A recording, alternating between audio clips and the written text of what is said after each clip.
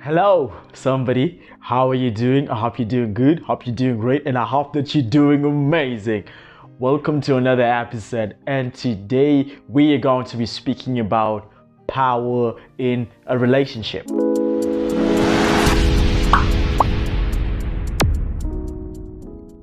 Who has the power in a relationship? What affects the power in the relationship? This is the common narrative. The power in a relationship lies in the hands of the person who is more financially stable. So if it is the woman, then that also means that the woman has the most power. Most people might actually think that until you realize and figure out that there are women or men that are in toxic relationships whilst they are the breadwinner of that certain particular relationship. There are a whole lot of relationships where you see a woman who is working so hard, working her butt off all day and all night, coming to a man who is really lazy and doesn't do much. But still, the man commands her and tells her, no, I don't want you doing this. I don't want you doing that. This is my house. Even though it's actually her house. If it's actually her house. So what I am trying to say here is this. Money does not give the power in a relationship, although it does contribute to some level, because let us face it, there are also people who are in these toxic marriages, toxic relationships, simply because their partner literally controls the whole financial atmosphere of the relationship. So let's take, for instance, most of the time the man is the provider. Correct, right? Correct? Sure. The woman has always been expected to be the stay-at-home mom. So simply because of that, she does not have a financial life. She might have a social life, have a marital life, but she doesn't have a financial life, which is also crucial for you to just live as a human. You need certain finances. You need some ching, you need some cash, you need some moolah, some chele there. You need it. That's my point. So simply because she doesn't have a financial life, she is then chained to this dude, no matter how toxic he is, simply because he is the one who is bringing the cheese home. Nowadays, the one thing that I love though is that women have become so empowered that they are not just women out there who are working and bringing bacon home.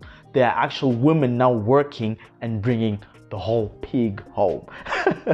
And kudos to those women. But okay, to the women now then that are strained and are chained to being a stay-at-home mom, right?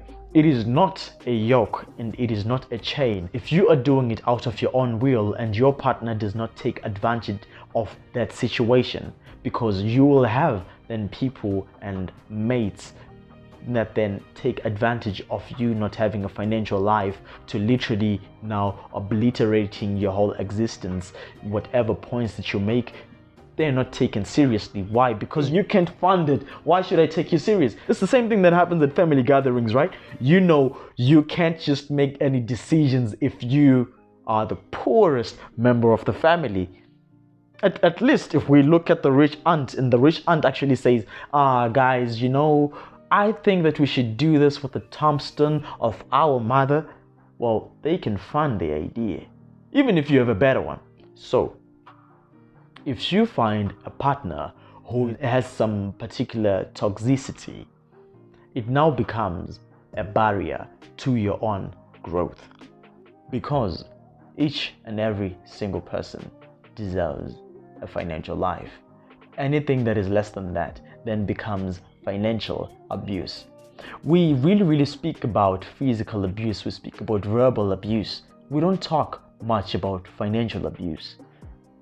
And there are a lot of people that are actually getting away with it. No matter how much you can ever advise a lady or a man who is in this toxic marriage relationship that they should leave their partner, it is not as easy. Why? Because the very moment that you sit them down and you tell them, just start a new life and leave that guy because he doesn't deserve you, they will look at you straight in the eye and say, with what money? So simply because of that, each and everyone should have a financial life. And if they do not, then their partner should not be abusive, because with great power comes great responsibility. All the power in a relationship lies in the hands of the one who cares less. In the hands of the one who is easily going to say, we can drop the relationship if it's not working. Why? Because they really feel that you can't move on without them. So they've come to a certain level of pompousness, gusto, pride to say, well, you know what? I know you can live without me. And simply because of that, whenever that we clash, whenever that we get to a certain situation that is very controversial, I will tell you, we can just drop it. All the power in a relationship lies in the hands of the one who cares less. But power is not love.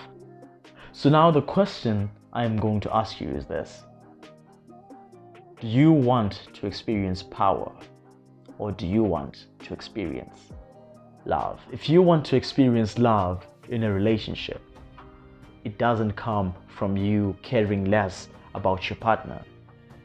It actually comes from caring more about them. If you want power, then you can care less. If you want to experience true love, real love, then it is time for you to care more. Thank you so very much. This was our episode for this week. Thank you so very much for tuning in. Like, share, subscribe, and comment for the algorithm as well. Thank you so very much. Cheers. And don't forget to keep on keeping